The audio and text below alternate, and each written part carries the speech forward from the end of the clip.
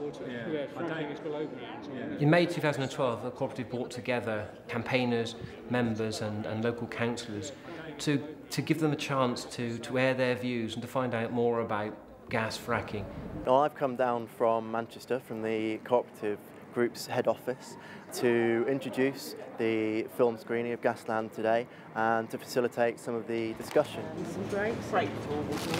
We're a really good team in here. We were asked, would we prepare some food for this evening?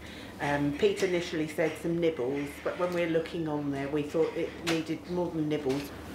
Until we knew about this event, I knew nothing about fracturing. If we're not aware of it, you can guarantee that other people aren't aware of it. It's not so much for me, but it's for my granddaughter that I worry.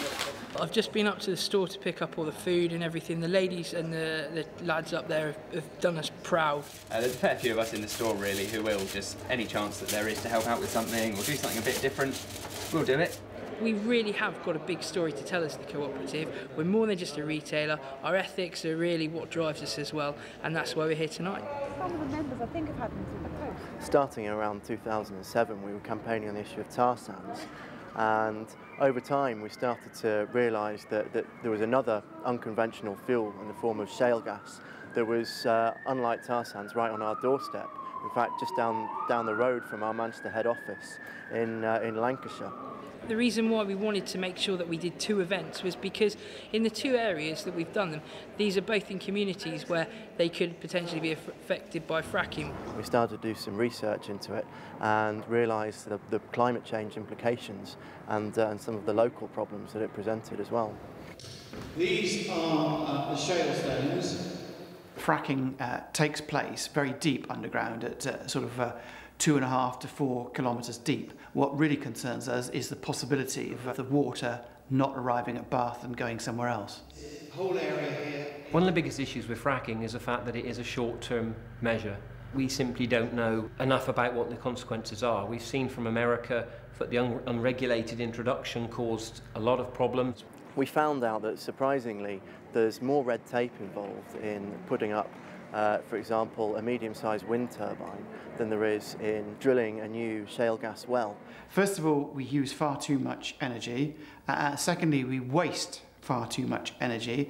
And thirdly, there are a whole range of other technologies that we could have explored first. There is an alternative to hydraulic fracturing, and that is renewable energy. I think when you've got a choice between hydraulic fracturing going on your doorstep benefiting the shareholders of an oil and gas company, or renewable energy technologies, a wind turbine in your community that's owned by the community, and you can look at it and see the energy that's being generated for your community. And that's when people really start to see that they can make a difference.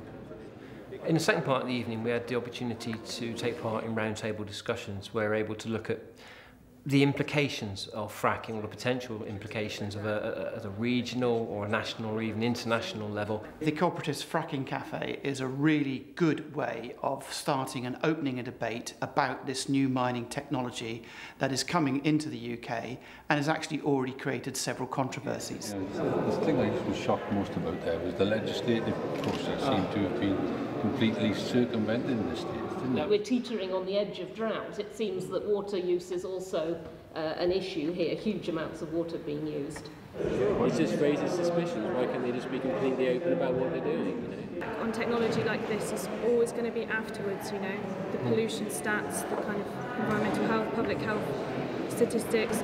What you get coming out to local events like this is an understanding of the local impacts that people are really concerned about. Putting out the myths, exploring the realities, looking at the difficulties, looking at the opportunities is a very good thing for the Co-op to be doing.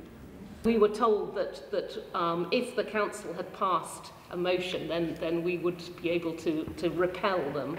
We'll go to all of our councillors and we'll say, don't let this happen.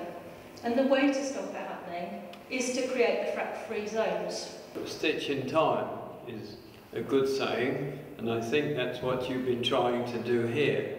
So congratulations for your efforts, and I hope that we go forward more working together. We let the local bands Then we can move on to the national ban, and if the national ban holds, we've got a chance of campaigning at EU level.